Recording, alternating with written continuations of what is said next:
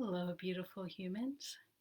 So, you may have noticed that awakening is nothing like you thought it would be, or at least not very close to what you thought it would be. Um, we often go, almost always go into awakening with expectations that just aren't true. And I look at it kind of like childbirth. Childbirth and awakening actually have a lot of similarities. And one of them is the fact that you can read all of the books, you can talk to a million people who have given birth, hear all of the stories, and do all of the due diligence to learn about it. But you really don't know what childbirth is going to be like until you experience it. And the same as awakening. And that's because it's different for every single one of us. It's different for each one of us depending on who we are, where we've come from, and what it is that we need to learn. And so we often walk into awakening or find ourselves thrown into awakening.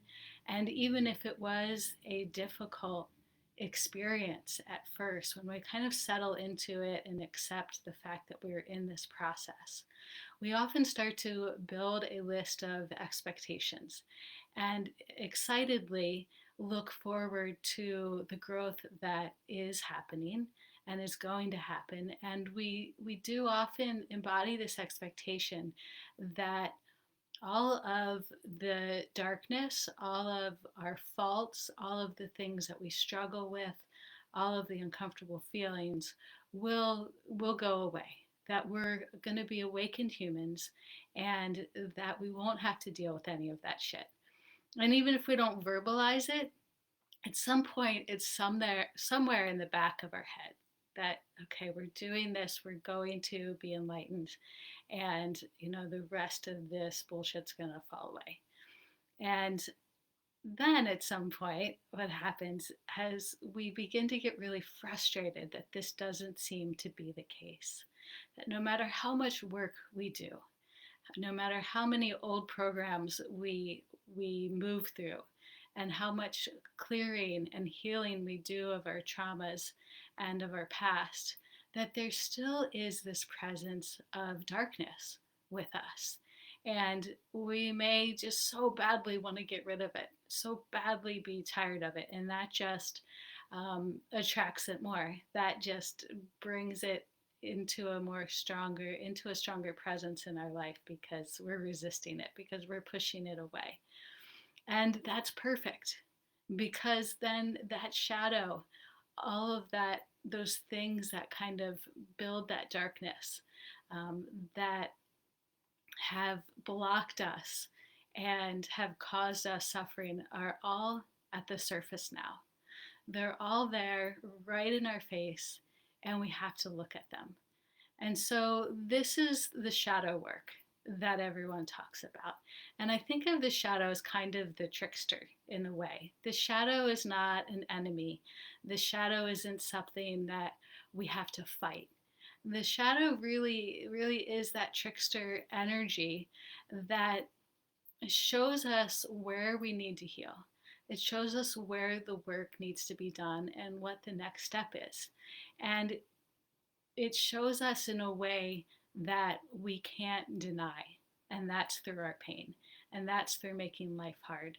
And that's through um, bringing up our triggers and giving us plenty of opportunities to be triggered and then to go in and do the work and see why we're triggered, see what that old belief is, that old programming, that trauma that we haven't cleared yet is. And this is the ongoing process of awakening. And we just go deeper and deeper with it. And even once we've cleared the big traumas, the really big stuff that was really hard to go through, that is amazing, and it takes a huge weight off of our shoulders. But there is still more. There's always more layers of this. And even when we've cleared a lot of this shadow work, And I would say, even with the enlightened masters that have cleared their shadow in such a huge way, and they're really living from that place of light and deep connection with themselves, I would guess that they still have an awareness of the shadow, because the shadow provides the contrast for us. Without the dark, we don't appreciate the light. Without the night, we don't appreciate the day. Without illness or physical disease, we don't really appreciate when we feel healthy and whole and really good in our physical bodies. And so this contrast is just a part of being human. And once we start to really accept and even appreciate that contrast and that shadow when it presents itself, then we don't get blown around by it as much. We don't lose ourselves in the shadow, because we know it's there to show us something. But the most important thing is to let go of those expectations that you have about what awakening and transformation is supposed to look like, because there is no finish line. There is no, holy grail of once we get there, we're done doing the work and life is perfect. It's just, that would be boring. That would be really boring. And so drop the expectations, open up and look for the contrast. When you feel lost in the shadow, look for what it is there to teach you. And then also look at the contrast of it. Notice how the brightness is that much brighter. Notice how once you've moved through that shadow, you feel so much more alive and present. And be grateful for all of the moments when you are triggered, all of the moments when you are challenged, and know that these are gifts. And so I just want to send so much love to all of you guys doing this work, because I know it's not easy. I know it's hard, and I know it's especially hard when our expectations get smashed to bits and reality sets in. But I just encourage you to keep doing this work, because that expectation of transformation, expansion, and complete connection with ourselves, that is still completely possible. That actually is exactly what you're doing right now. And so don't let go of that expectation, because that is the truth. That is where you are, and that is why we're doing this work. And so as we move closer to that connection with our true selves and with the connection of who we really are, then the shadow just becomes a contrast. It just becomes a tool. It just becomes a teacher, really.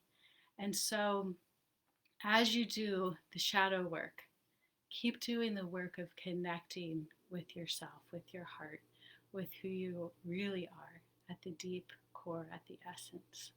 And know that you are guided, know that you are loved, and know that you are held by spirit. And so I'm just sending so much love to you all. If you have any questions about this, please leave it here in the comments. And if you're struggling with any part of the awakening process and you would like some assistance, then please reach out, send me a private message, and we can talk and see if the work I do would be helpful for you. So I love you all, and I'll see you in the Facebook group. Mwah.